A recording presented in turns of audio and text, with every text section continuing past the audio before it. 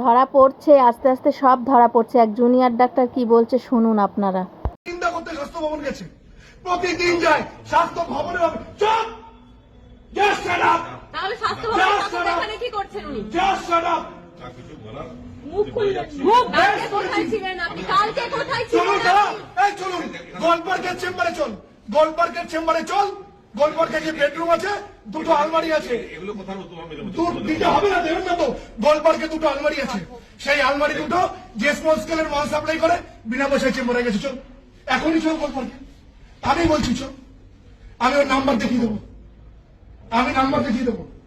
Sir বাধ্য করলেন, আজকে আপনি আমাকে বাধ্য করলেন, তাও তো আমি 25% বলেছি। আপনিও সব জানেন, সব জানেন কি করিনি কি করিনি। ঝাড়গ্রামে প্র্যাকটিস করতে গিয়ে ইনস্ট্রুমেন্ট ঢুকে গেছে। কাকে ফোন? রাজু বিশ্বাসকে। ফাইল ঢুকে গেছে, রাজু রাত্রি আয়, মরে যাবো। পেশেন্ট এরকম রেসপিরেটরি ডিস্ট্রেস হচ্ছে। আরএনটে করে 2 দিন দাঁড়িয়ে থেকে সেই অপারেশন করেছি।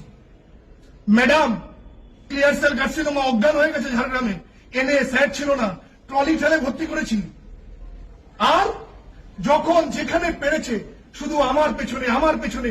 প্রবলেমটা কি কি ক্ষতি করেছি? আর আজকে মলয়, আর আজকে মলয় খেয়ে নিন আমার চাকরি। আপনার সবাই পেশেন্ট, সব পেশেন্ট।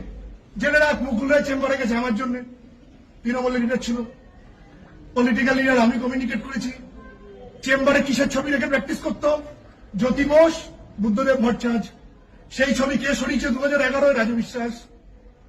চেম্বারে বড় বড় ছবি ছিল, জ্যোতিবাবু আর বুদ্ধবাবুর সঙ্গে ট্রিটমেন্ট করছি। তাদের সঙ্গে কোথায় ট্রিটমেন্ট হতো? বারিন্দায়ের চেম্বারে। বড় বড় কথা বলে অপর্ণা সেন, অপর্ণা সেন কার পেশেন্ট? বারিন্দায়ের।